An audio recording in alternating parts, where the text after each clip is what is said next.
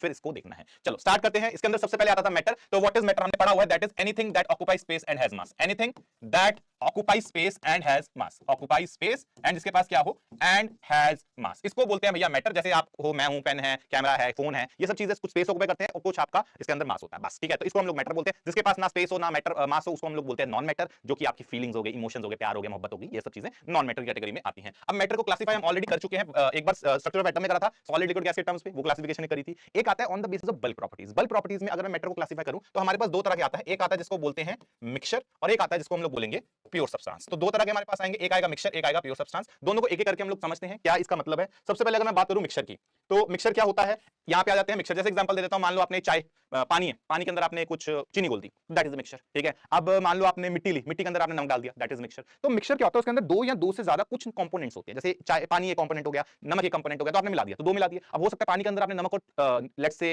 Harpic डाल दिया, क्या फर्क पड़ रहा है ना। तो एक से ज्यादा कंपोनेंट्स भी हो सकते हैं, लेकिन दो मिनिमम होने चाहिए। तो अगर यहां पे कोई चीज लिखी है, it contains two or more substances and each substance is known as component. A mixture is a matter that can change the composition. जैसे पानी है, पानी के अंदर हमने बहुत सारा पानी लेट्स से नमक डाल दिया, तो नमक डालते चेंज कर सकते कंपोजिशन। फिक्स होना है कितने पानी में इतना नमक डालना है, अपनी मर्जी, जितना मर्जी डाल दो। हाँ, इसकी अपर लिमिट होगी, लेकिन लोअर लिमिट का ऐसा कोई हिसाब नहीं है। तो उसी तरह से अपन बोलते हैं this is known as mixture. अब मिक्सचर जो होता है दो तरह का होता है, एक होता है जिसको बोलते हैं होमोजीनियस, एक होता है जिसको बोलते हैं हेट्रोजीनियस। तो दो तरह का हमारे पास मिक्सचर है, होमो एंड हेट्रो। होमो का मतलब होगा I think same, through out same, तो इसी को बात हैं व्हाट इज होमोजीनियस मिक्सचर। तो इट इज अगर कंपोजिशन क्या रहती है, सेम रहती है थ्रू आउट, मतलब यूनिफॉर्म रहती है through out, it is called homogeneous mixture. जैसे पानी अंदर नमक डाला, अब ऐसा थोड़ा ना कि यहाँ पे ज्यादा नमक है, यहाँ कम नमक है, यहाँ कम नमक है, नहीं है। अगर आपने जैसे यहाँ पे इन्होंने मिलाया हुआ, वो क्या बोलते हैं शुगर। तो अब शुगर आपके पास यूनिफॉर्मली, अगर आपने ऑब्वियसली मिक्स करा है तो यूनिफॉर्मली मिक्स होगी। यहाँ पे उतनी शुगर है जितनी है, यहाँ उतनी है जितनी है, तो शुगर आपकी फिक्स रहेगी, अमाउंट जो पूरा मिक्सचर का है वो सेम रहता है, यूनिफॉर्म रहता है। तो अगर यूनिफॉर्म रहता है उसको बोला जाता है होमोजीनियस मैटर, होमोजीनियस मिक्सचर। तो जैसे शुगर प्लस वाटर। अब बात करते हैं हेट्रोजीनियस। जैसे आपने नमक डाला और साथ में मिट्टी डाल दी, तो नमक और मिट्टी मिला दोगे तो भैया वो क्या है, अब किसी जगह ज्यादा मिट्टी है, किसी जगह कम मिट्टी है ना, तो उसको क्या बोलेंगे हम लोग, हेट्रोजीनियस, क्योंकि वहां पे कंपोजिशन चेंज हो सकती है। तो अगर composition is variable and new components can also be found in some parts, मतलब वही है कि आपके पास किसी तरफ ज्यादा किसी तरफ कम है, तो उसको हम लोग क्या बोलेंगे, हेट्रोजीनियस मिक्सचर बोलेंगे। आई होप दिस इज क्लियर। अब बात करते हैं प्योर सब्सटेंस की। तो प्योर सब्सटेंस क्या होंगे, जैसे मिक्सचर में एक से ज्यादा कंपोनेंट है, तो प्योर सब्सटेंस में सिर्फ एक कंपोनेंट रहेगा। अब प्योर सब्सटेंस के अंदर जो कैटेगरी है, ये दो तरह का होता है। एक होता है जिसको हम लोग बोलते हैं एलिमेंट, एक होता है जिसको हम लोग बोलेंगे आपका कंपाउंड। तो एक हो गया एलिमेंट, एक हो गया कंपाउंड। एलिमेंट्स वो हैं जो आप लोग ऑलरेडी पूरे पीरियोडिक टेबल में इतने सारे देखे आप लोगों ने, ठीक है, हाइड्रोजन, हीलियम, लिथियम वगैरह। तो ये सब क्या है आपका एलिमेंट, जिसमें एक अकेला आ जाता है। तो if the pure substance has all the same type of atoms, it is called element. It can be a molecule, it can be atom. जैसे मान लो आपकी जिंदगी में हीलियम है, अकेला है, हाइड्रोजन है, मॉलिक्यूल है, क्लोरीन है, मतलब एक ही एटम होना चाहिए, एक टाइप का एटम होना चाहिए। एटम एक से ज्यादा हो सकता है, लेकिन एक टाइप का होना चाहिए। सेम टाइप ऑफ एटम्स होंगे तो उसको हम लोग एलिमेंट्स बोलते हैं। बात करते हैं कंपाउंड्स की। जैसे अब एग्जांपल है वाटर। अब वाटर के अंदर क्या है, एक से ज्यादा टाइप का एटम है, हाइड्रोजन भी आ रहा है, आपका ऑक्सीजन आ रहा है, अमोनिया है, उसमें क्या है, नाइट्रोजन, हाइड्रोजन आ गए, कार्बन डाइऑक्साइड है, तो एक से ज्यादा एटम्स आ जाए, ठीक है, तो उन मॉलिक्यूल उनको हम लोग क्या बोलेंगे, कंपाउंड्स बोलेंगे। तो इसमें क्या होगा, डिफरेंट एलिमेंट्स एक फिक्स मास रेशियो में रहते हैं, तो ये हो गया आपका कंपाउंड। जैसे पानी आपके पास है, ठीक है। अब बात करते हैं कंपाउंड्स के अंदर, ठीक है, ये होगा कंपाउंड। अब आता है that is law of chemical combination. अब लॉ ऑफ केमिकल कॉम्बिनेशन की अगर मैं बात करता हूं तो मोटे-मोटे 6 लॉज है, ठीक है, ये हमारे सामने है, conservation of mass, constant proportion, definite proportion, ये सब एक-एक करके हम लोग देखते हैं। ये सब लॉज का फिर बताता हूं, ज्यादा यूज हमारे पास अभी नहीं है, ठीक है। आखिरी के दो लॉज फिर हमारे काम के होते हैं, गेलो-सेक्स लॉ हम लोग कंबशन में यूज करेंगे, एवोगाड्रो को हम लोग नेक्स्ट चैप्टर में यूज करते हैं। पर हां, पहले इनको लॉ का बेसिक आइडिया ले लेते हैं, क्या है। सबसे पहले आता है लॉ कंजर्वेशन ऑफ मास। वो ये बोलता है कि मान लो अगर a + b से तुमको c + d मिलता है, तो इसका जो जितना भी मास होगा, लेट्स से इसका मास ma है और इसका मास लेट्स से mb है, तो ये मास आपस में क्या होंगे, रिएक्टेंट और प्रोडक्ट के मास आपस में बराबर होंगे। दैट इज मास को आप क्रिएट नहीं कर सकते, डिस्ट्रॉय नहीं कर सकते, तो total mass of reactants is equal to total mass of products. ये आपका लॉ कंजर्वेशन ऑफ मास होता है। ये कहां फेल होता है, इन केस ऑफ न्यूक्लियर रिएक्शंस अगर मैं बात करूं तो ये जो लॉ होगा ये आपका फेल कर जाता है। फेल करने का मतलब ये है कि इसका कोई भी ईमान धर्म नहीं है। अगर आप न्यूक्लियर रिएक्शंस में देखते हो तो वहां पे जरूरी नहीं है कि जितना रिएक्टेंट का मास है उतना प्रोडक्ट का मास हो, इट विल वेरी, ठीक है। वो क्यों होता है वो हम लोग 12th में न्यूक्लियर केमिस्ट्री में देखेंगे, ठीक है। तो आगे बढ़ते हैं, नेक्स्ट इज कांस्टेंट प्रोपोर्शन। तो कांस्टेंट प्रोपोर्शन बोलता है कि मान लो अगर तुम्हारे पास पानी है, अब ये पानी तुमने लेट्स से खूह से उठाया, वेल बोलते हैं, लेट्स से तुमने नाली से उठाया, ठीक है, लेट्स से तुमने बिस्लेरी की बोतल से उठाया, लेट्स से तुमने इसको आरओ से उठाया, कहीं से भी पानी उठाओ, पानी के अंदर क्या होगा, H2O होगा, मतलब आपका ग्राम हाइड्रोजन रिएक्ट करता है 16 ग्राम ऑक्सीजन के साथ, मतलब ये मास रेशियो जो होगा ये फिक्स रेशियो में रिएक्ट करता है, कहीं से भी उठा लो। तो इररिस्पेक्टिव कहां से बनता है, उसके कंपाउंड का जो रेशियो रहेगा, इसके एलिमेंट्स का वो आपस में फिक्स रहना चाहिए। This is called law of constant composition या डेफिनाइट प्रोपोर्शन। कहां फेल करता है, इट विल, एक तो रिवर्स स्टेटमेंट सही नहीं है, ठीक है, ये कभी भी सही नहीं होगा। अगर किसी का रेशियो फिक्स है तो वो जरूरी नहीं है कि वो हमेशा वाटर हो, इट माइट डिफर। एंड दूसरा, इन case of isotopes of the elements law will fail. Isotopes कहीं भी है, जितने भी है ना, मल्टीपल प्रोपोर्शन हो गया, रेसिप्रोकल आगे आने वाले सब में आपका आइसोटोप्स का केस में वेरी कर जाता है, ये लॉ वहां पे चेंज होगा, ठीक है। तो आइसोटोप्स में कोई भी लॉ आपका फॉलो नहीं होगा, इसलिए हम लोग इन लॉज को ज्यादा इंपॉर्टेंस देते हैं। फिर आता है लॉ ऑफ मल्टीपल प्रोपोर्शन। जैसे एग्जांपल दे देता हूं, मान लो आपके पास हाइड्रोजन ऑक्सीजन, तो दो एलिमेंट लेने हैं, दो एलिमेंट लो, जैसे हाइड्रोजन ले लिया और ऑक्सीजन ले लिया। अब दो एलिमेंट के आपके पास मल्टीपल कंपाउंड्स होने चाहिए, जैसे मान लो H2 हो गया, H2O2 हो गया, इस तरह से है। तो इसमें क्या रहता है कि अगर हमारे पास लेट्स से हमारे पास दो एलिमेंट्स हैं, ठीक है, जैसे हाइड्रोजन ऑक्सीजन हो गए। अब इनके मल्टीपल कंपाउंड्स उठाए, जैसे यहाँ पे वाटर H2O ले लिया, तो ये बोलता है कि अगर आप इनका रेशियो निकालते हो मासेस का, जैसे इसका रेशियो लो आप लोग, कितना आ रहा है, 2 ग्राम हाइड्रोजन के पीछे आपके पास 16 ग्राम ऑक्सीजन आ रहा है। इसमें रेशियो देखो, 2 ग्राम हाइड्रोजन के पीछे आपके पास क्या आ रहा है, आपके पास आ रहा है 32 ग्राम ऑक्सीजन। तो ये कहता है अगर एक का मास फिक्स कर दोगे आप, जैसे मैंने इसका मास फिक्स कर दिया, तो आपको जो बाकी दोनों का रेशियो लोगे ना, कितना आ रहा है, 16:32, तो ये कितना आएगा, 1:2। तो ये बोलता है ये एक इंटीजर रेशियो में रहेगा, फिक्स होल नंबर रेशियो आप बोल सकते हो, उसके अंदर रहेगा, that is their ratio will be small whole numbers. तो ये आपका लॉ ऑफ मल्टीपल प्रोपोर्शन होता है। अगेन इसके लिमिटेशन क्या है, आइसोटोप्स के केस में फेल कर जाएगा, in case of some hydrocarbons it fails, and non stoichiometric compound, जैसे आपका ये है, ये हम लोग 12th में देखेंगे सॉलिड स्टेट में, तो नॉन स्टोइकियोमेट्रिक कंपाउंड जिसमें स्टोइकियोमेट्री फॉलो नहीं होती है,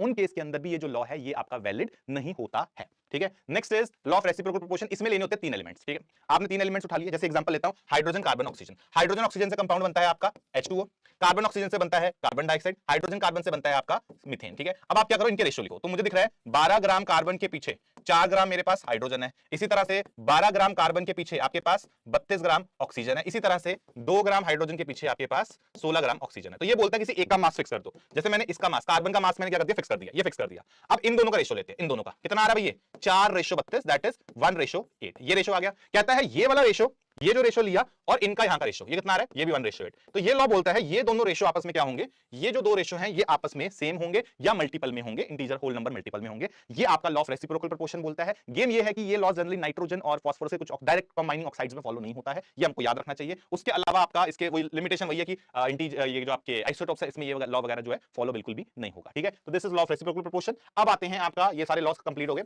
2 लॉज और हैं वो आगे जाके देखेंगे, पर हाँ ये पहले 4 लॉज का हमको एज इट इज कोई ज्यादा बेनिफिट नहीं है, अनटिल अनलेस स्पेसिफिक बोल दिया क्वेश्चन में कि यार ये लॉ अगर सच है तो कैलकुलेट करो, तो तब कैलकुलेशन करेंगे, अदरवाइज इन लॉज का हम कहीं यूज नहीं करेंगे। कैलकुलेशन कैसे करनी है उसके लिए हमारे पास मूल कॉन्सेप्ट आता है। मूल कॉन्सेप्ट या स्टोइकियोमेट्री क्या होता है, बेसिकली केमिकल्स की जो केमिकल इक्वेशंस है उसकी मैथमेटिक्स, जो भी आपके पास इक्वेशन है, लेट्स से मेरे पास a + b मेरे को देता है c + d, तो यार कितना a, आपको मैं कुछ अमाउंट a दे दूं, आप उससे ये बता दो कि b कितना बनेगा, c b कितना रिएक्ट करेगा, c कितना बनेगा, d कितना बनेगा, तो ये सारी कैलकुलेशंस आपको मूल कॉन्सेप्ट सिखाता है, आपको स्टोइकियोमेट्री सिखाती है। कायदे से 2 पार्ट का चैप्टर है, एक मूल कॉन्सेप्ट, एक रिडॉक्स बाद में आएगा, अभी मूल कॉन्सेप्ट करेंगे। इसमें हम लोग बेसिकली बैलेंस केमिकल इक्वेशंस के ऊपर कैलकुलेशंस करते हैं इस पर्टिकुलर चैप्टर में। ठीक है, आते हैं अब इसके लिए मोल जानना होता है। मोल क्या होता है, mole is just a number, पहली बात, it is just a number, और किसको रिप्रेजेंट करता है, 6.022 into 10 की पावर 23 को ये रिप्रेजेंट करता है। तो अगर मान लो मेरे पास 1 मोल बनानास है तो क्या हो जाएगा, 6.022 into 10 की पावर 23 बनानास हो जाएंगे। तो इस तरह से चलता है। तो mole is unit to represent the number of micro particles, ions, molecules वगैरह को रिप्रेजेंट करता है, बिकॉज़ ये जितने भी आयंस वगैरह हैं ये बहुत बड़े नंबर में आते हैं, ये बहुत ही मतलब एक्सट्रीम बड़ा नंबर है।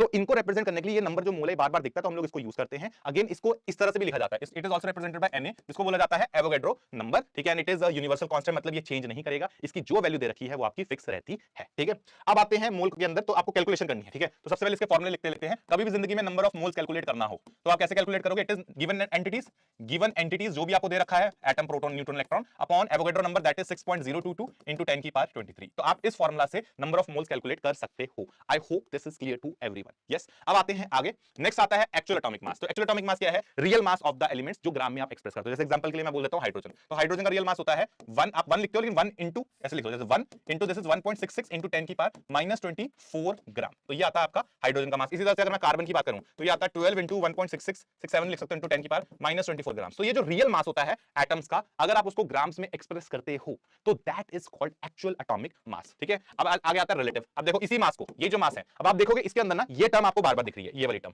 ये टर्म बार-बार दिख रही है। तो इस टर्म को ना हम लोग प्यार से लिख देते हैं u। तो अगर मैं इस टर्म को u लिख दूं तो हम लोग इसको लिखते हैं 1u। 1u क्या है, 1.676 into 10 की पावर -24 ग्राम। तो ये जो टर्म है इसको हम लोग इससे रिप्लेस कर दो, ये टर्म बार-बार दिख रही है। तो अगर यहीं पे मैं हाइड्रोजन का निकालना चाहता हूं रिलेटिव एटॉमिक मास, तो वो क्या हो जाएगा, दैट इज 1, इस पूरे को लिख दो u, तो ये 1u हो गया। ऐसे अगर मुझे कार्बन का लिखना है तो ये कार्बन का लिखते हैं, ये तो हाइड्रोजन का हो गया। ऐसे मान लो मुझे रिलेटिव एटॉमिक मास निकालना है कार्बन का, तो ये कितना हो जाएगा, दिस इज 12u। ठीक है, तो ये आपका इनके रिलेटिव एटॉमिक मास आ गया। तो अगर रिलेटिव एटॉमिक मास लिखना है तो आपको रियल वाले को बेसिकली आपको क्या करना है, इस नंबर से इस नंबर को ना u से रिप्लेस कर दिया करो, तो तुम्हारा आंसर आ जाता है। तो ये रिलेटिव एटॉमिक मास होता है। रियल में क्या है, ये जो मास निकल के आता है, ये जो वैल्यू है, ये एक्चुअली वैल्यू किसकी होती है, this is of 1/12 of C12 isotope, इसका ये मास होता है। तो ये जो 1/12 ऑफ C12 आइसोटोप का मास होता है, ये वैल्यू होती है आपकी u की। ठीक है, u को बोलते हैं यूनिफाइड मास। तो इस वैल्यू को क्योंकि हर जगह देखा जा रहा है, तो हम लोग उसी के रिलेटिव इसको वे कर देते हैं, तो उसको बोला जाता है रिलेटिव एटॉमिक मास, जिसको प्यार से हम लोग RAM से रिप्रेजेंट करेंगे। ठीक है, तो atomic weight of the element में भी defined as the average relative weight of the element with respect to 1/12 of the carbon atom. तो वो मैंने बता दिया। जैसे मान लो ये क्वेश्चन है कि सोडियम है, इसका दोनों निकालो, आम निकालोगे तो कितना आ जाएगा, 23 into 1.66 into 10 की power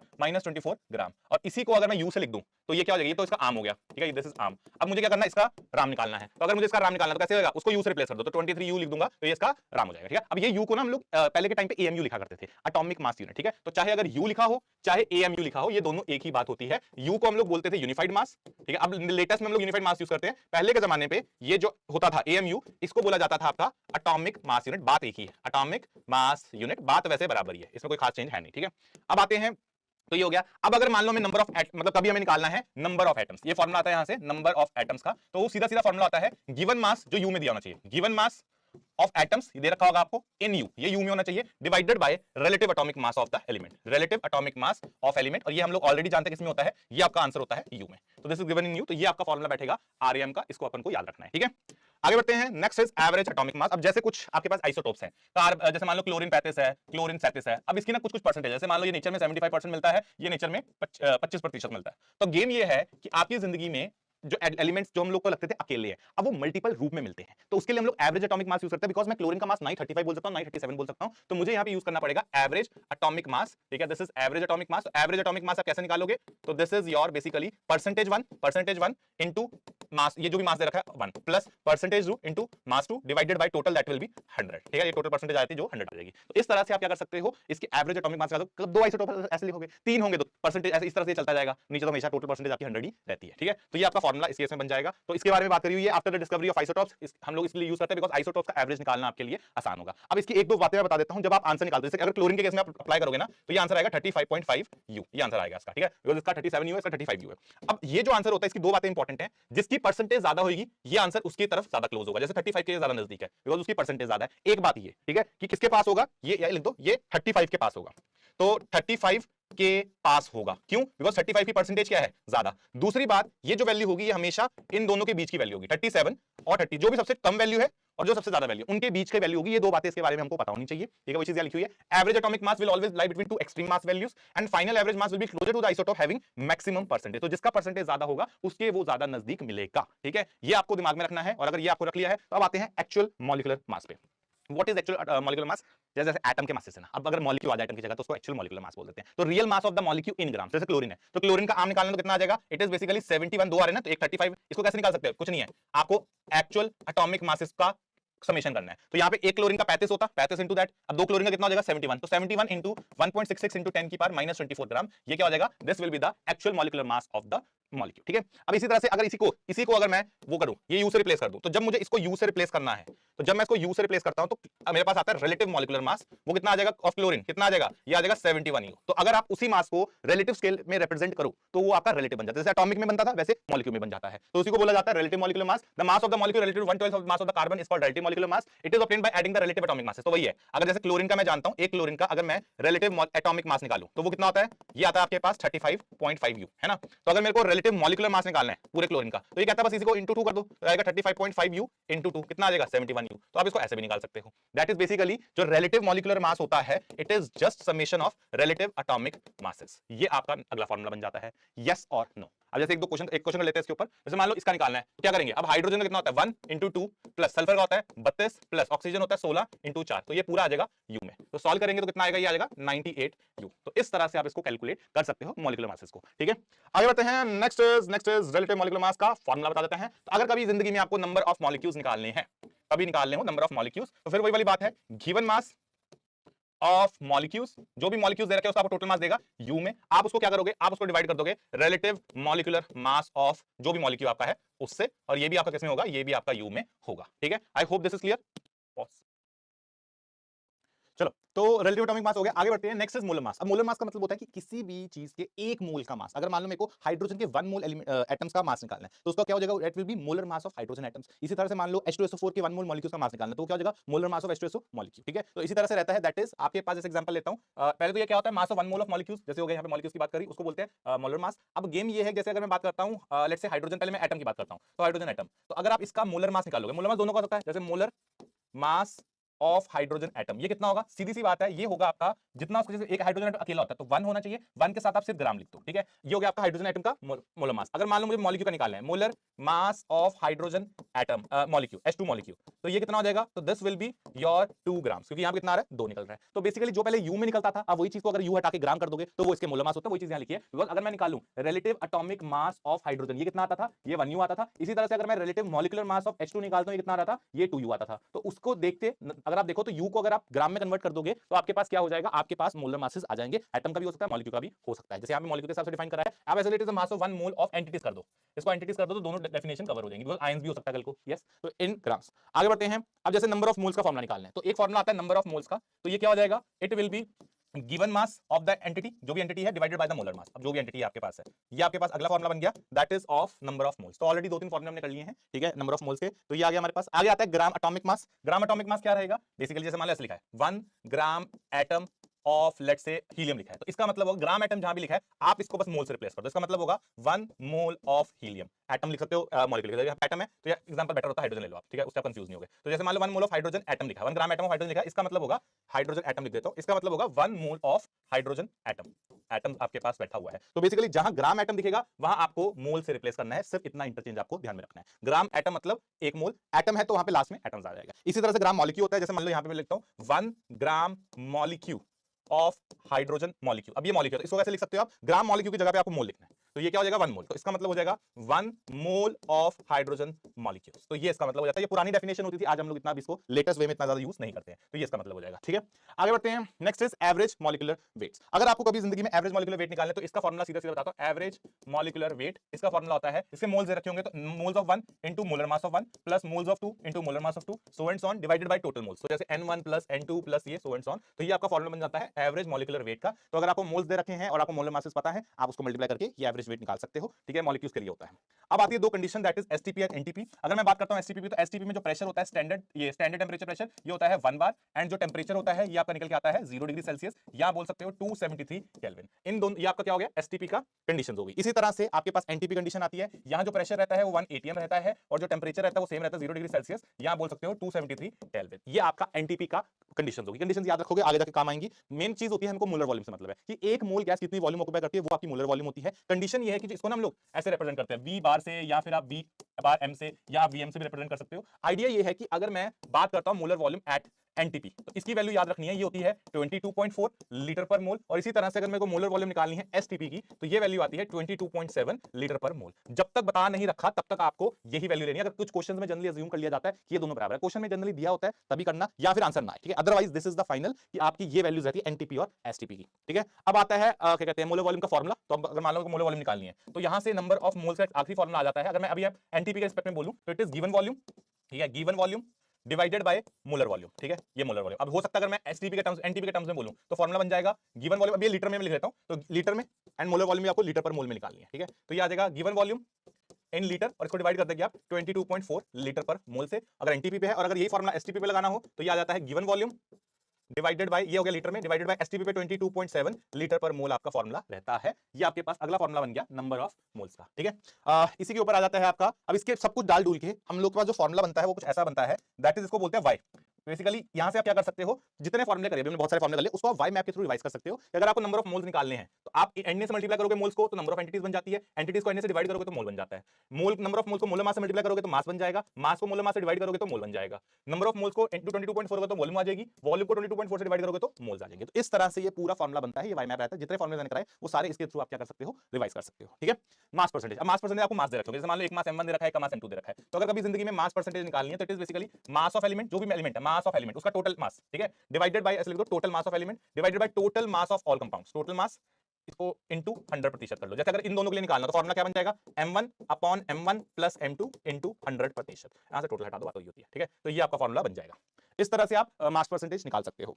next is vapour density. Vapour density कुछ नहीं है, आपको मॉलिक्यूलर मास दे रखा होगा, कभी भी जिंदगी में मॉलिक्यूलर मास दे रखा है, मोलर मास दे रखा है, तो मोलर मास को आप 2 से डिवाइड कर देना, तो वो क्या हो जाता है, वो वेपर डेंसिटी हो जाता है। तो वेपर डेंसिटी एक फैंसी तरीका होता है ये बताने का कि जो मोलर मास दे रखा है उसको आपको सिर्फ मतलब इनडायरेक्टली देने का तरीका। वेपर डेंसिटी देगा तो इंटू 2 करोगे तो मोलर मास आ जाएगा, या वेपर डेंसिटी चाहिए मोलर मास बाय 2 करोगे तो वेपर डेंसिटी आ जाती है। तो ये आपको फैंसी तरीका परेशान करने का, और इसमें कुछ होता नहीं है। मॉलिक्यूलर फॉर्मुला क्या होता है, जैसे मान लो मेरे पास CH3COOH है, ठीक है, ये है मेरे पास। अब इसके अंदर आपको एग्जैक्ट एटम्स पता है, जैसे 2 कार्बन है, 4 हाइड्रोजन है, 2 ऑक्सीजन है, तो एग्जैक्ट एटम्स जो बता दे, एग्जैक्ट नंबर ऑफ एटम्स, तो एग्जैक्ट नंबर ऑफ एटम्स जो बता देता है वो आपको उसको बोलते हैं मॉलिक्यूलर फॉर्मुला, जहां एग्जैक्ट नंबर ऑफ एटम्स आपको पता लग जाता है। एक होता है एम्पिरिकल फॉर्मुला, इसी को अगर मैं देखूं, इसको ऐसे लिख सकता हूं C2, ये देखना C2H4O2। अगर मैं इसके अंदर से 2 देखूं तो कॉमन आ रहा है, तो ये आपका क्या है अभी तक, this is the molecular formula, ये आपका मॉलिक्यूलर फॉर्मुला था। लेकिन अगर मैं इसको 2 से डिवाइड कर दूं सारे नंबर को, तो मेरे पास क्या आ रहा है, C1H2O1। इसको हम लोग बोलते हैं एम्पिरिकल फॉर्मुला, जो क्या बताता है, जो सिर्फ और सिर्फ आपको बताता है रेशियो ऑफ डिफरेंट एलिमेंट्स। तो जो डिफरेंट एलिमेंट्स का आपको रेशियो बता दे उसको हम क्या बोलेंगे, उसको हम लोग बोलेंगे एम्पिरिकल फार्मूला। तो ये आपका एम्पिरिकल फार्मूला है। इन दोनों के ऊपर ही हमसे सवाल पूछता है कि आपको क्या करना है, मॉलिक्यूलर फार्मूला एम्पिरिकल फार्मूला निकालने का क्वेश्चन आ जाता है। तो अगर कभी ऐसा क्वेश्चन आ जाए तो आप कैसे निकालेंगे, एक एग्जांपल ले लेता हूं। जैसे मान लो ये दे रखा है, सबसे पहले क्या करो, हाइड्रोजन दे रखा है आपको 4.07, जो भी परसेंटेज दे रखी है डिवाइडेड बाय उसका मोलर मास, एटॉमिक मास आ गया। कार्बन दे रखा है आपको कितना 24.27, उसका मास होता है 12, एंड क्लोरीन दे रखा है आपको 71.66, उसका मास होता है 35.5। आपको पहले तो ये यहां से क्या करना है, मोल्स निकालने। तो यहां से आप निकालोगे तो 4.07, यहां से निकालोगे तो समथिंग 2.03, क्लोरीन भी आपका 2.03 के आसपास आ रहा है। फिर आप क्या करोगे, जो भी सबसे छोटा नंबर है उससे आप इन दोनों को डिवाइड कर दोगे, डिवाइड कर दो सबको। तो यहां से हाइड्रोजन 2 आ रहा है, कार्बन 1 आ रहा है, क्लोरीन 1 आ रहा है। तो ये जो निकल के आता है इसको हम लोग बोलेंगे एम्पिरिकल फार्मूला। और एम्पिरिकल फार्मूला निकाल के आप क्या करेंगे, एम्पिरिकल मास निकालेंगे, जो कि कितना होगा कैलकुलेट कर लो। 2 हाइड्रोजन है तो 1 × 2 प्लस कार्बन है 1 12 प्लस क्लोरीन है 35.5। सॉल्व करेंगे तो ये कितना आएगा, दिस इज 49.5। ये आपका आ गया एम्पिरिकल मास। आपको क्वेश्चन में मोलर मास दे रखा होगा टोटल, तो आप क्या करेंगे, नंबर n निकालेंगे जो क्या होता है molar mass divided by empirical mass. Solve करेंगे तो 99 by 49.5, this is coming out as 2। And last में अगर आपको मॉलिक्यूलर फार्मूला निकालना है तो it is just n × empirical formula. जैसे यहाँ पे n2 है, एम्पिरिकल फार्मूला था H2CCl, तो फार्मूला बन जाएगा हमारा H4C2Cl2। ये हमारा फार्मूला बन जाएगा फाइनली, ठीक है। Next is stoichiometry. स्टोइकियोमेट्री में अंदर अब हम लोग रियल में कैलकुलेशंस करेंगे कि बैलेंस इक्वेशन हमको दे रखी है, और बैलेंस इक्वेशन को यूज करके हमको जैसे जनरल रिएक्टेंट की इंफॉर्मेशन दे देगा, कुछ भी दे देगा आपके हिसाब से। जैसे मान लो मेरे को 2A + 3B, ये मेरे को दे रहा है 4D + E, इस तरह से दे रहा है। तो आपको अगर एक की भी इंफॉर्मेशन लेट्स से गिवन है, इसकी इंफॉर्मेशन गिवन है, तो आप सबकी इंफॉर्मेशन निकाल पाओ। एक इंफॉर्मेशन देके बाकी सबकी इंफॉर्मेशन पूछ लेगा, इसी को स्टोइकियोमेट्री कहते हैं। इसी की कैलकुलेशन अब हमको देखनी है, ठीक है। तो इसके ऊपर दो तरह के क्वेश्चन आते हैं। एक तो होगा जिसमें सिर्फ एक रिएक्टेंट की इंफॉर्मेशन गिवन हो, ओनली वन रिएक्टेंट गिवन, एक तो ये क्वेश्चन होते हैं। तो इसके तो बड़े आसान होते हैं, डायरेक्टली आप यूनिटरी मेथड लगा के आप इसको सॉल्व कर सकते हो कि इसकी इंफॉर्मेशन दे रखी है, इसकी पूछ लेगा, इसकी पूछ लेगा या इसकी पूछ लेगा, वो बहुत आसान है। तो ये केस 1 हो जाता है हमारा, ठीक है। तो वही यहां पे लिखा है, that is when information 1 is given. अब आता है इसके अंदर ये कांसेप्ट आता है गेलो-सेक्स लॉ। गेलो-सेक्स लॉ क्या बोलता है कि अगर आपकी जिंदगी में सभी गैसेस, जैसे मान लो हाइड्रोजन गैस, ठीक है, प्लस नाइट्रोजन गैस, ये मिलकर बना रहा है आपका it is going to form your ammonia gas, तो 2 अमोनिया गैस। तो ये कहता है अगर सब रिएक्टेंट और गैस जो प्रोडक्ट्स हैं, अगर वो रिएक्टेंट जो हैं और प्रोडक्ट्स हैं, अगर वो गैसेस हैं और सेम टेंपरेचर प्रेशर पे हैं, तो आप जो चीज मोल में लिखते थे, जैसे मान लो यहाँ पे मैंने 3 मोल लिखा, जैसे मान लो यहाँ मैंने 1 मोल लिखा, जैसे मान लो यहाँ मैंने 2 मोल लिखा, तो ये कहता है कि जो भी चीज आप मोल में लिखते हो उस चीज को आपको किस में लिखना है, उस चीज को आपको लिखना है वॉल्यूम में। आप लिख सकते हो लीटर में लिख लो, तो आप इसको ऐसे भी लिख सकते हो कि 3 litre hydrogen react with 1 litre nitrogen, आप ऐसे लिख सकते हो ये। और क्या देगा आपको, 2 लीटर आपको अमोनिया दे देगा। आप लीटर लिख लो, चाहे आप मिलीलीटर लिख लो, चाहे कुछ भी लिखो, आपकी मर्जी है, ठीक है। तो ये आपका गेलो-सेक्स लॉ होता है। आप इस तरह से इसके ऊपर सवाल हमारे पास है वो कर सकते हैं। फिर आता है कंबशन ऑफ हाइड्रोकार्बन, जिसमें आपको एक इक्वेशन बता देता हूं डायरेक्ट कि कोई भी जनरल हाइड्रोकार्बन को, हाइड्रोकार्बन होता है कार्बन और हाइड्रोजन के कंपाउंड, तो कार्बन हाइड्रोजन के कंपाउंड्स को कभी भी आपको रिएक्ट करना है, कंबशन मतलब ऑक्सीजन की प्रेजेंस में आग लगाना, ठीक है। तो अगर आप ऑक्सीजन के साथ इसको हीट करते हो तो जनरल इक्वेशन इसकी ये आती है, x + y/4 ऑक्सीजन, ये आपको देता है x कार्बन डाइऑक्साइड और y/2 वाटर। तो ये इक्वेशन आपको याद रहनी चाहिए, बिकॉज़ इसके ऊपर बहुत सारे डायरेक्ट क्वेश्चंस, ऑब्वियसली क्वेश्चंस के लिए आपको नॉर्मल लेक्चर्स देखने पड़ेंगे, उसमें आप बहुत सारे क्वेश्चंस देखोगे कि आपको जनरल हाइड्रोकार्बन पूछेगा, फार्मूला पूछेगा, तो आपको ये इक्वेशन आनी चाहिए, तभी आप ये आगे कंबशन के क्वेश्चन कर पाओगे, ठीक है। फिर जैसे अभी ये क्वेश्चन था, कहां गया वो, ये इक्वेशन। अब एक रिएक्टेंट की इंफॉर्मेशन गिवन होती है तो हम लोग बोलते हैं उसके अंदर कि ये तो केस आसान है, एक ही दे रखी है, उसको हम लोग रिलेट करके हम लोग सबके निकाल लेते हैं। जैसे अगर मैं इस रिएक्टेंट को देखूं, इसी के अंदर अगर मुझे क्वेश्चन सॉल्व करना है तो कैसे लिख सकता हूं मैं बोल सकता हूं 2 moles A react with 3 moles B, आप ये चीज बोल सकते हो। एंड ये क्या करता है, ये रिएक्ट कर रहा है, ये रिएक्ट कर रहा है, और एरो के उस तरफ वाले क्या करेंगे, फॉर्म होंगे। तो 4 मोल्स आपके D फॉर्म होगा, D फॉर्म्ड, और इसी तरह से आपका 1 मोल E फॉर्म होगा। आप ये चीज लिख सकते हो इसके हिसाब से, ठीक है। ये इक्वेशन इस डेटा से लिखी जा सकती है, मोल्स आप लिख सकते हो। अब मोल्स के बाद तो आप लोग मासेस, वॉल्यूम वगैरह सब रिलेट कर लोगे। पॉइंट ये है कि अगर एक इंफॉर्मेशन दे रखे तो आसान है, लेकिन अगर मल्टीपल इंफॉर्मेशन दे दे तो उसमें दिक्कत आ जाती है। अगर कभी ऐसा हो जाए एक से ज्यादा की इंफॉर्मेशन दे दे, तो जैसे मान लो आपको एग्जांपल के लिए 2 ब्रेड लेते हैं, 2 ब्रेड और एक चीज से हमको मिलता है एक सैंडविच।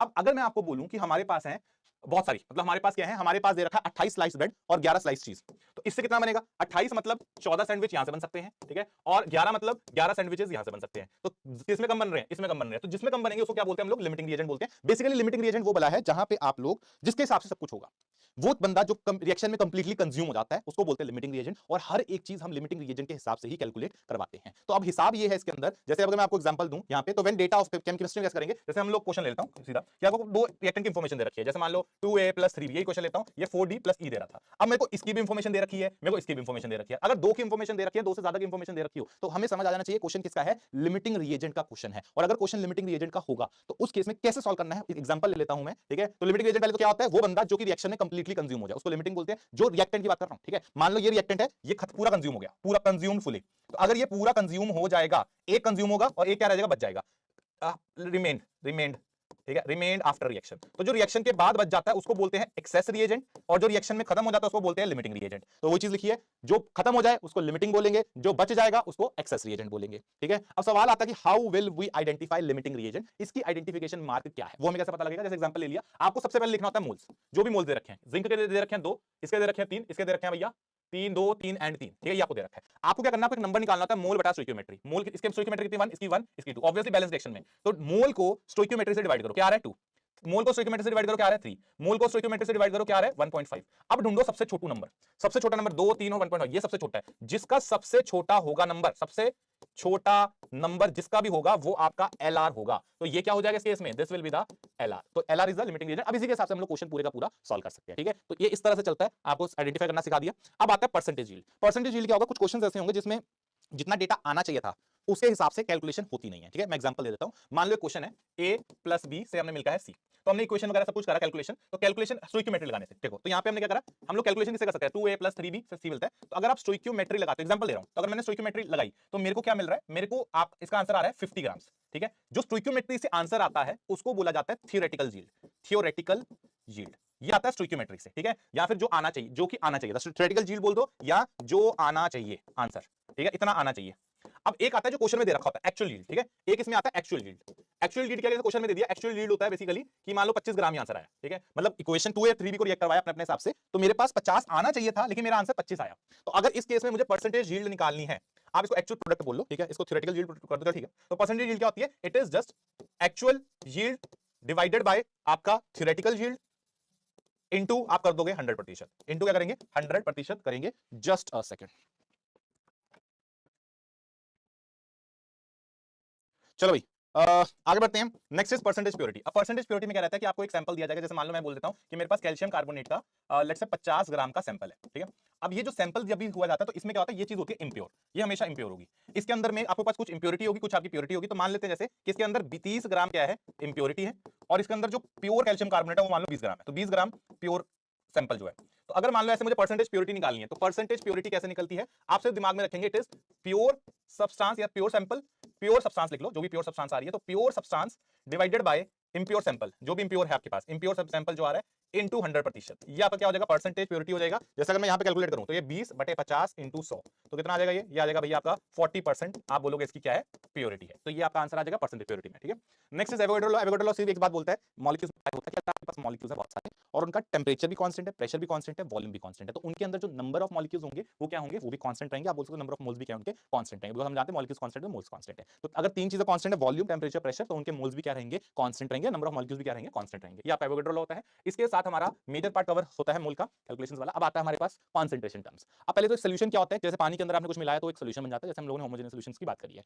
तो अगर हमारे पास एक होमोजेनियस सॉल्यूशन है, दो या दो से ज्यादा कंपोनेंट्स का, उसको बोलते हैं सॉल्यूशन। ध्यान रखने वाली बात यह है कि आपने जो भी कम अमाउंट में होते हैं मोल्स जिसके, उसको सॉल्यूट बोलते हैं, जो ज्यादा मोल्स में होता है उसको हम लोग सॉल्वेंट बोलते हैं, और मिलके क्या बनाता है, ये एक सॉल्यूशन बनाता है। ठीक है, ये आपका सॉल्यूशन बन गया। काम की चीज ये है कि अगर हमारे पास एक सॉल्यूट है, एक सॉल्वेंट है, इसको बोलते हैं हम लोग बाइनरी सॉल्यूशन। अगर हमारी जिंदगी में दो सॉल्यूट और एक सॉल्वेंट है, इसको बोलते हैं हम लोग टर्नरी सॉल्यूशन। और अगर हमारे पास दिस इज टर्नरी सॉल्यूशन, और अगर हमारे पास मान लो तीन सॉल्यूट और एक सॉल्वेंट है तो इसको बोलते हैं हम लोग क्वाटरनरी सॉल्यूशन। ये इनके नाम आ जाते हैं। आइडिया ये है कि जो हमारा सॉल्यूट पार्ट होता है उसकी ज्यादा इंपॉर्टेंस है, बिकॉज जो सॉल्यूट रहता है वो आपकी प्रॉपर्टीज डिसाइड करता है। तो ये क्या करता है, properties are decided by solute, decided by solute. तो इसलिए सॉल्यूट कितना है हमारे पास वो मैटर करता है हमारे को मीडियम में, कि एक सॉल्वेंट में मतलब पानी के अंदर आपने कितना नमक डाला, कितनी मिर्ची डाली, कितना मीठा डाला, तो वो मैटर करेगा। उसके हिसाब से टेस्ट आता है, उसके हिसाब से प्रॉपर्टीज आती हैं। तो जिस हिसाब से आपकी प्रॉपर्टीज हैं वो, क्योंकि सॉल्यूट के ऊपर आ रही है तो हमको सॉल्यूट की अमाउंट कैलकुलेट करनी है। तो सॉल्यूट की अमाउंट को कैलकुलेट करना है कि एक सॉल्यूशन में कितना सॉल्यूट, एक सॉल्वेंट में कितना सॉल्यूट डाला, उसको बोलते हैं कॉन्सेंट्रेशन। तो हमको यही कैलकुलेट करना है। दैट इज कहां गया वो, ये रहा। तो concentration of the same solute can be, अब ये कॉन्सेंट्रेशन क्या है वो समझ आ गया, आप लिखा हुआ है कॉन्सेंट्रेशन। हाँ, तो ये कॉन्सेंट्रेशन क्या होता है, एक अमाउंट सॉल्वेंट में कितना सॉल्यूट डाला उसको कॉन्सेंट्रेशन बोलते हैं। इसको बहुत सारे तरीके से रिप्रेजेंट किया जा सकता है, वही फॉर्मुला पढ़ेंगे, मोलैरिटी मोलैरिटी वगैरह इन सबसे रिप्रेजेंट किया जाता है।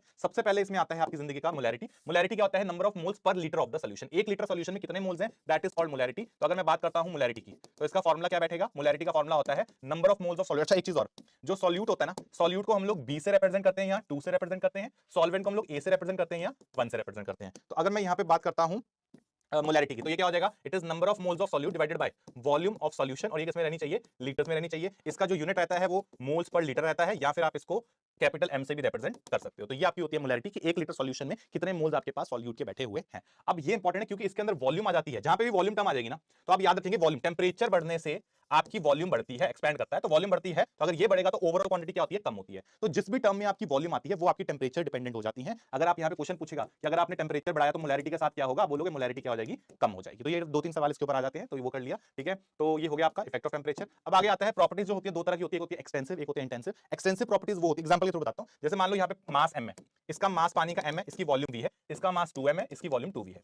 अगर आप ध्यान से देखोगे इतना ही पानी ऐड किया, मतलब यहां से यहां पे मैंने क्या करा, अमाउंट चेंज करी, अमाउंट चेंज। तो जो अमाउंट चेंज करने से प्रॉपर्टी बदलती है, जैसे मास बन गया, वॉल्यूम बदल गई, तो मास और वॉल्यूम को क्या बोलोगे आप, यहां पे लिख देता हूं, मास एंड वॉल्यूम, इनको बोला जाता है एक्सटेंसिव प्रॉपर्टीज। तो वो प्रॉपर्टीज जो अमाउंट बदलने से बदल जाए उनको बोला जाता है एक्सटेंसिव प्रॉपर्टीज। एक आती है इंटेंसिव प्रॉपर्टी, जैसे मान लो डेंसिटी है, यहाँ पे डेंसिटी कितनी आ रही है, मास अपॉन वॉल्यूम, यहाँ पे डेंसिटी कितनी आ रही है, 2m/2v, ये अभी भी कितनी है, m/v। तो वो प्रॉपर्टीज जो ना बदले अमाउंट बदलने से, उनको बोला जाता है इंटेंसिव प्रॉपर्टीज। तो these are called intensive properties, जो अमाउंट बदलने से ना बदले। तो वही चीज यहाँ लिखी हुई है, extensive properties increases increasing amount of substance, intensive properties do not increase with increasing amount of substance. The ratio, ध्यान से देखना, मास अपॉन वॉल्यूम, ये भी एक्सटेंसिव, ये भी एक्सटेंसिव, इसका जो रेशो होगा वो हमेशा इंटेंसिव रहेगा, ये काम की चीज है। अब हमें कैलकुलेशंस में क्या मैटर करता है कि कभी भी आप इंटेंसिव प्रॉपर्टीज को डायरेक्टली ऐड नहीं कर सकते। आप ये नहीं बोल सकते कि 1 लीटर यहाँ पे 1 ग्राम पर एमएल, 1 ग्राम पर एमएल मिलकर डेंसिटी 2 ग्राम पर एमएल, आप नहीं बोल सकते। तो एक्सटेंसिव प्रॉपर्टीज को कभी भी आप इंटेंसिव प्रॉपर्टीज को कभी भी डायरेक्टली ऐड नहीं कर सकते, एक्सटेंसिव प्रॉपर्टीज को डायरेक्टली ऐड आप कर सकते हो, ठीक है। तो ये हो गया हमारे पास वही चीज लिखी हुई है, that is two solutions are mixed, concentration can not be added, क्यों, क्योंकि कंसंट्रेशन क्या है, एक्सटेंसिव प्रॉपर्टीज है। तो ये हमारे लिए मैटर करता है। अब इसके अलावा क्वेश्चन आता है डाइल्यूशन का। डाइल्यूशन कुछ नहीं है, मान लो एक सॉल्यूशन पड़ा था हमारे पास, ये सॉल्यूशन है, ये पानी है, पानी के अंदर कुछ नमक आपने डाल रखा है, ये नमक कुछ डाला आपने, इसके अंदर आपने क्या करा, और पानी डाल दिया, तो ये आपने बहुत सारा पानी और डाल दिया। तो जब आप अमाउंट ऑफ सॉल्वेंट इंक्रीज करते हो तो उसको बोला जाता है डाइल्यूशन। डाइल्यूशन में ध्यान रखने वाली बात यह है कि जो नमक पहले था, नमक अभी भी उतना होगा, बस क्या होगा, पानी बदल जाएगा, नमक उतना ही रहेगा, नमक उतना ही है, नमक उतना ही है, सॉल्यूट उतना ही है, लेकिन सॉल्वेंट जो है उसका अमाउंट बदल जाता है, और इस वजह से जो आपकी कॉन्सेंट्रेशन टर्म्स होंगी, जैसे मोलैरिटी वगैरह है, वो सब क्या हो जाएगी, कम हो जाएगी। तो डाइल्यूशन में मोलैरिटी घटती है, बस ये दिमाग में रखना। इसका एक फॉर्मुला रहता है, यहां पे मैं डायरेक्ट करा देता हूं, दैट इज ये लिख देता हूं। तो डाइल्यूशन के लिए आप लोग देखोगे सीधा सीधा formula m1v1 equal to m2v2, ये आपका फॉर्मुला रहता है for dilution. m1 is initial molarity, v1 is initial volume, m2 is final molarity, v2 is final volume. ये आपका फॉर्मुला इसमें रहेगा। आगे बात करते हैं मोलैरिटी की। मोलैलिटी क्या होता है, number of moles of solute present पर केजी ऑफ सॉल्वेंट। तो अगर आपको जिंदगी में मोलैलिटी, अब ये छोटू m से रिप्रेजेंट होती है, तो मोलैलिटी निकालनी है, तो मोलैलिटी ये निकालोगे तो क्या होता है, it is number of moles of solute divided by mass को मैं W से रिप्रेजेंट करता हूं ऑफ सॉल्वेंट, और ये किसमें होना चाहिए, केजी में होना चाहिए। तीसरी बात आती है इसका यूनिट, तो आप लिख सकते हो मोल्स पर केजी, या फिर आप इसको मोलल से भी रिप्रेजेंट कर सकते हो, या फिर आप इसको छोटू m से भी रिप्रेजेंट कर सकते हो। तो 1 केजी सॉल्वेंट के अंदर कितना सॉल्यूट होता है, वो उसकी मोलैलिटी होती है, ठीक है। नेक्स्ट इज, अब इफेक्ट ऑफ टेंपरेचर क्या है, कहीं यहां नीचे मास है, ऊपर मोल्स है, तो इसका टेंपरेचर के साथ नो इफेक्ट होगा, तो that is no effect on temperature. बस तुम्हें टेंपरेचर का एक रिलेशन याद रखना है कि आपकी जिंदगी में अगर कहीं वॉल्यूम आ रही है तो वो टेंपरेचर से इफेक्ट होती है, अदरवाइज इंपैक्ट आप बोलोगे नहीं होता, ठीक है। तो ये हो गया आपका इफेक्ट ऑन टेंपरेचर। आगे बात करते हैं मोल फ्रैक्शन की। बेसिकली मोल्स का रेशियो, जैसे मान लो A के मोल्स Na है, A के मोल्स Nb है, तो अगर मुझे मोल फ्रैक्शन निकालना है A का, तो वो हो गया moles of A upon total moles, ठीक है। ऐसे अगर मान लो Xb निकालना है, तो ये क्या हो जाएगा, moles of B upon total moles. अब एक इंपॉर्टेंट कॉन्सेप्ट होता है कि अगर आप सबके मोल फ्रैक्शंस, जैसे अगर मान लो मेरे पास 2 ही है, XA और XB है, तो अगर आप इसकी वैल्यू ऐड करोगे हमेशा 1 आएगी। मान लो मेरे पास 3 मोल फ्रैक्शन है, XA XB XC, तो इसकी मोल फ्रैक्शन कितनी आएगी, ये भी 1 आएगी, बिकॉज़ सम ऑफ फ्रैक्शंस क्या होता है, हमेशा 1 होता है। तो ये दो बातें इसके बारे में पता होनी चाहिए। क्या टेंपरेचर से इसको इफेक्ट होगा, आप सीधा सीधा बोलो no effect on temperature, temperature से इसका कोई भी इफेक्ट नहीं होगा, ठीक है। आगे बढ़ते हैं, next is mass by mass percentage. तो 100 ग्राम सॉल्यूट में कितना सॉल्यूट, 100 ग्राम सॉल्यूशन में कितना ग्राम सॉल्यूट है, वो उसकी मास बाय मास परसेंटेज होती है। तो 100 ग्राम सॉल्यूशन में कितने ग्राम सॉल्यूट है, तो इसको हम लोग m बाय m परसेंटेज से रिप्रेजेंट करते हैं। ये हो जाएगा बेसिकली मास ऑफ सॉल्यूट, ये आपको लेना है किसके अंदर, ग्राम्स में। डिवाइड करेंगे इसको मास ऑफ सॉल्यूशन से, ये आपको किसमें लेना है, ये भी आपको ग्राम्स में लेना है, और इनटू क्या करोगे आप, 100% करोगे। इसका सिंबल परसेंटेज में आएगा, क्योंकि मास मास टर्म है, तो नो इफेक्ट ऑन टेंपरेचर। मैं ये बार बार नहीं कर रहा, दिमाग में रखना है, वॉल्यूम दिखेगी तो इफेक्ट होगा, ठीक है। आगे बढ़ते हैं, next is mass by volume. तो 100 ml सॉल्यूशन में कितना मास सॉल्यूट का है ग्राम्स में, वो उसकी मास बाय वॉल्यूम परसेंटेज होती है। तो मास बाय वॉल्यूम परसेंटेज अगर आपको निकालनी है, तो it is mass of solute, mass आपको हमेशा ग्राम्स में लेना है, divided by volume of solution. ये आपको जो वॉल्यूम लेनी है, ये आपको मिलीलीटर्स में लेनी है, इनटू क्या करोगे आप, 100% करोगे, ये इसका फॉर्मुला हो जाएगा। इसी तरह से आता है वॉल्यूम बाय वॉल्यूम परसेंटेज। तो 100 ml सॉल्यूशन में कितने ml सॉल्यूट है, ये आपकी होती है वॉल्यूम बाय वॉल्यूम परसेंटेज। तो it is volume of solute, ये आपको लेनी है किसके अंदर, ml में, डिवाइड करेंगे वॉल्यूम ऑफ सॉल्यूशन, ये भी किसमें लेनी है आपको, ml में, इनटू क्या करोगे आप, 100% करोगे, ठीक है। तो ये हो गया आपके पास। इसके अलावा आता है एक टर्म ppm। ppm होता है कि बहुत ही dilute, for very dilute solution, very dilute solutions. तो अगर आपकी जिंदगी में बहुत सारे डाइल्यूट सॉल्यूशन है, मतलब बहुत सारा सॉल्वेंट है, इत्तू सा आपका सॉल्यूट है, उसके लिए आप लोग यूज करते हैं पार्ट्स पर मिलियन। तो पार्ट्स पर मिलियन में क्या होता है कि 10 की पावर 6 ग्राम सॉल्यूशन के अंदर कितने ग्राम आपका सॉल्यूट है, या फिर आप इसको सॉल्यूशन की जगह पे आप सॉल्वेंट भी लिख लोगे तो कोई बड़ी बात नहीं है, बिकॉज इसके अंदर बड़ी कॉमन असम्पशन ली जाती है कि बहुत कम ही सॉल्यूशन है, सॉल्यूट है, तो सॉल्यूशन और सॉल्वेंट कॉन्सेंट्रेशन एक ही मान लिया जाता है। तो इसका फॉर्मुला क्या बनेगा, it is basically mass of solute, ये किसमें लेना आपको, ग्राम्स में, डिवाइडेड बाय, चाहे आप मास ऑफ सॉल्वेंट लिखो चाहे मास ऑफ सॉल्यूशन लिखो, बात बराबर है। तो मास ऑफ सॉल्यूशन ये आपको लिखना है ग्राम्स में इनटू 10 की पावर 6, ये आपका हो गया पीपीएम। इसका यूनिट आपका पीपीएम रहता है क्योंकि मास टर्म है तो टेंपरेचर का कोई भी इफेक्ट इसके ऊपर नहीं होगा। इसी तरह से अगर आप 10 की पावर 6 की जगह 10 की पावर 9 लिख लोगे तो उसको बोलेंगे पार्ट्स पर बिलियन। उसी तरह से 10 की पावर 12 लिख लोगे उसको पार्ट्स पर ट्रिलियन। ये आपकी पीपीएम, पीपीबी, पीपीटी टाइप की टर्म होती है। इसके अलावा एक फॉर्मेलिटी टर्म आता है, फॉर्मेलिटी कुछ नहीं है, जैसे NaCl है, ठीक है। अब NaCl के अंदर NaCl जो होता है बेसिकली आयनिक कंपाउंड है, तो जो आयोनिक कंपाउंड्स की मोलैरिटी होती है, ठीक है, आयोनिक कंपाउंड्स की जो मोलैरिटी होती है उसी को फॉर्मेलिटी कहा जाता है। अलग से कुछ देखने की जरूरत नहीं है, जैसे नॉर्मल मोलैरिटी, आयनिक कंपाउंड्स की मोलैरिटी, ठीक है, मोलैरिटी को फॉर्मेलिटी कहते हैं, बस ये दिमाग में रखना, फॉर्मेलिटी कहते हैं, बस ये दिमाग में रखना है, इससे आपका पूरा कॉन्सेप्ट क्लियर हो जाएगा। अब आते हैं इसके अलावा एक लास्ट टर्म दैट इज आपका कंसंट्रेशन टर्म का बचा है, that is strength of solution, basically grams of solute पर लीटर ऑफ सॉल्यूशन, पर लीटर ऑफ सॉल्यूशन, ठीक है, इसको बोला जाता है स्ट्रेंथ। तो स्ट्रेंथ जो होती है वो 1 लीटर सॉल्यूशन में कितने ग्राम सॉल्यूट है वो उसकी स्ट्रेंथ हो जाती है। सीधा सीधा सा कांसेप्ट है। अगर आपको निकालना है it is mass of solute, formula निकालना है तो मास ऑफ सॉल्यूट किसमें लेना है, ग्राम्स में, divided by volume of solution किसमें लेनी है आपको, लीटर्स में। ये हो जाती है आपकी स्ट्रेंथ, ठीक है, ये स्ट्रेंथ का फॉर्मुला हो जाएगा। तो इसके साथ कंसंट्रेशन टर्म्स आपकी खत्म होती हैं। इसके ऊपर एक तरह का सवाल आता है दैट इज इंटर, एक तो डायरेक्ट क्वेश्चन आ जाएंगे बैलेंसिंग वाले, एक आता है इंटर कन्वर्जन का सवाल। तो कभी इंटर कन्वर्जन का सवाल आएगा तो आपको 2 डब्बे बनाने हैं, एक होना है जो भी दे रखा है, जैसे 10% मास बाय मास NaH दे रखा है तो क्या करेंगे, यहां पे लिखेंगे राइट देसी डेफिनेशन, राइट देसी डेफिनेशन, ठीक है, और इधर क्या करेंगे आप लोग, दूसरी तरफ लिखेंगे राइट फार्मूला ऑफ कंपाउंड, जो भी निकालना है उसका फार्मूला लिखो, राइट फार्मूला ऑफ गिवन, जो भी निकालना आपको, जैसे यहाँ पे मोलैलिटी निकालनी है तो मोलैलिटी का फार्मूला लिखेंगे। तो कैसे लिखूंगा, पहले मोलैलिटी लिख लेता हूं। तो मोलैलिटी क्या हो जाएगी, molality is number of moles of solute, moles of solute, और डिवाइड कैसे कर देंगे इसको, मास ऑफ सॉल्वेंट केजी में, mass of solvent in KG. अब देसी डेफिनेशन लिखनी है 10% mass by mass of NaH, इसका मतलब होगा 10 ग्राम NaOH बैठा हुआ है मेरे पास किसके अंदर, 100 ग्राम सॉल्यूशन में, 100 ग्राम सॉल्यूशन में, ठीक है। अब आपके पास क्या करना है आपको, आपको चाहिए मोल्स ऑफ सॉल्यूट और मास ऑफ सॉल्वेंट। अब सुनो, यहां से तो मोल्स निकाल लोगे, तो अगर मुझे मोल्स ऑफ NaOH निकालना है तो कैसे निकलेंगे, given mass divided by molar mass, तो कितना आ जाएगा 1/4 मोल्स, तो ये आपने यहां पे रख दिया, तो this is 1/4 divided by mass of solvent. 10 gram NaOH है, 100 ग्राम सॉल्यूशन, तो ऑब्वियस सी बात है 10 में से अगर 100 में से 10 निकाल दो तो पीछे 90 बचता है, 90 के आपका सॉल्वेंट होगा, तो 90 ग्राम सॉल्वेंट आपके पास है। लेकिन हमको क्या चाहिए, हमको मास चाहिए सॉल्वेंट का किसके अंदर, वो चाहिए चाचा आपको केजी में, तो गिवन मास है 90 ग्राम, केजी में निकालने के लिए 1000 से इसको डिवाइड कर देंगे, तो ये आ गया 9/100 केजी, तो this is coming out as 9/100 KG, तो 9/100 आ गया ना, हाँ, तो ये जो निकल के आएगी that will be the molality. तो इस तरह से आप क्वेश्चन सॉल्व कर सकते हो based on concentration terms, and that is all from this side. I hope this summary lecture would have benefited you, ठीक है। देखो यार, आपने देख लिया ऑलमोस्ट 1 घंटे में पूरा का पूरा हमने समरी कवर कर दिया। इसका मतलब यही है कि आप जो चैप्टर को इतने सारे लेक्चर लगे उसको अगर हम लोग 1 घंटे में कर रहे हैं, ऑब्वियसली बात है हम यहाँ पे बस उसको रिवाइज कर रहे हैं पूरे को। आप सिर्फ समरी लेक्चर देके पूरे का पूरा